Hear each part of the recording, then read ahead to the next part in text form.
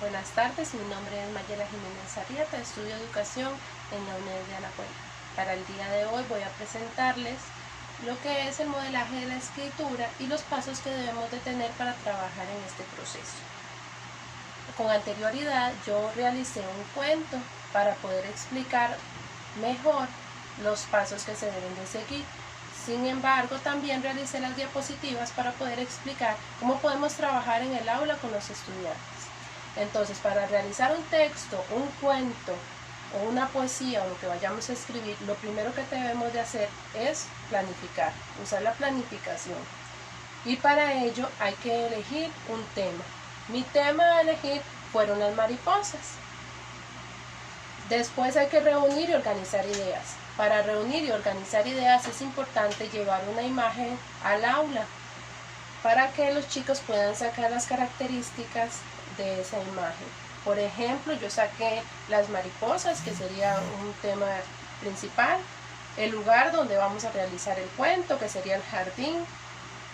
Si se entablan diálogos, se pueden exponer las cualidades de las mariposas, si son pequeñas, si son coloridas, de qué se alimentan, etc. Después debemos de pensar en la audiencia a la que vamos a escribir la composición. Los chicos entre ellos o los estudiantes realizarían el cuento para ellos mismos, para los estudiantes, por lo que serían cuentos cortos.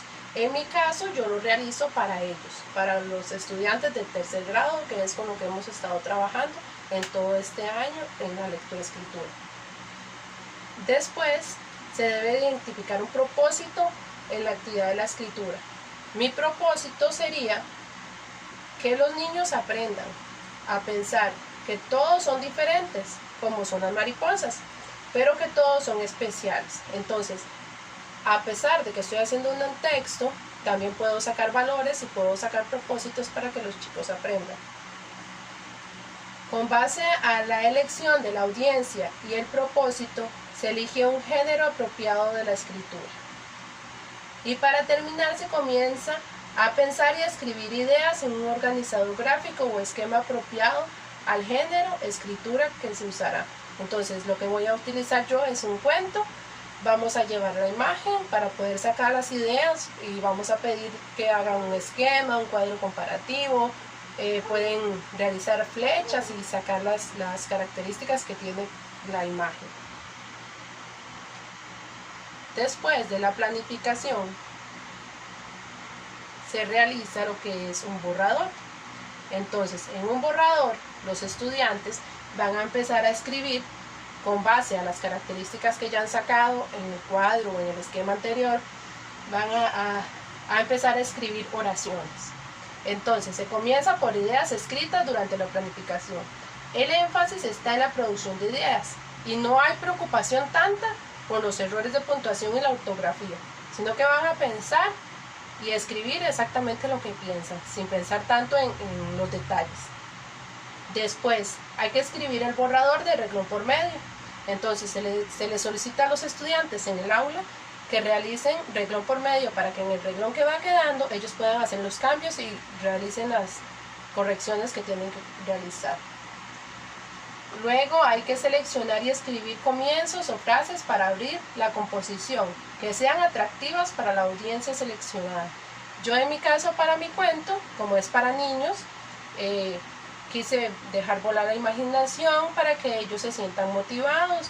Realicé bailes, realicé que las mariposas usaban ropas, que se sentían alegres. Entonces para ellos es un buen objetivo. El paso a seguir después de realizar un borrador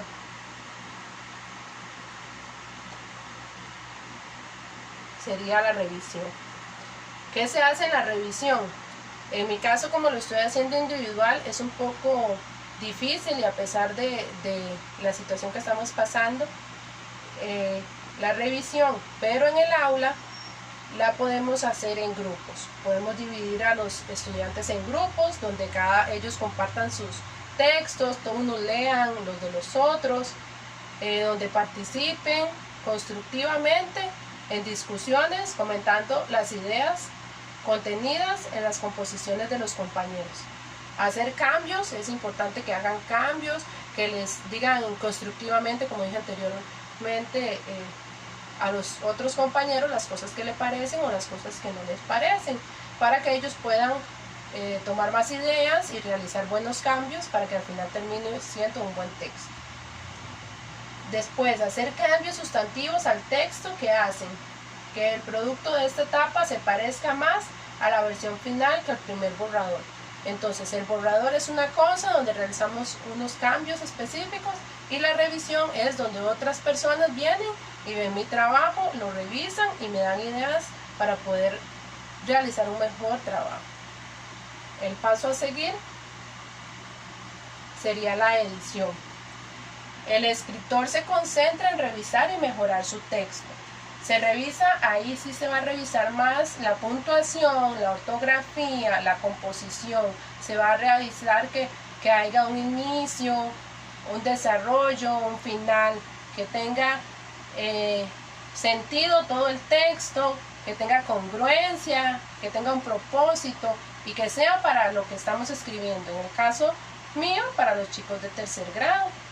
Y detectar los errores mecánicos que hayan en el mismo.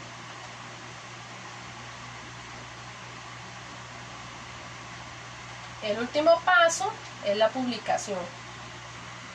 Para publicar el texto de una forma apropiada, por ejemplo, cuando se publica un periódico, un mural o un libro, entonces es ya lo último que se hace. En las aulas podemos pedirle a los niños que tengan un rincón de la lectura y la escritura y ponerlo ahí los cuentos que han realizado o ponerlos afuera para que otros estudiantes de la escuela también los lean. Son formas distintas de publicar, sobre todo a ellos que todavía están pequeños, pero otros también pueden verlos.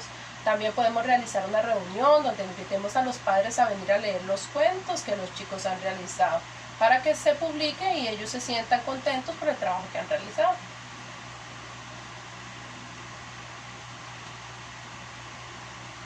Después de seguir estos pasos, entonces llegaríamos al final. Tendríamos un texto bien elaborado, hemos seguido todos los 5 pasos y hemos llegado a un cuento. Vamos a hacer lectura del cuento. Había una vez en un hermoso jardín un grupo de jóvenes mariposas que se preparaban para asistir a un baile muy especial en el cual se les había anunciado que la más bella sería coronada.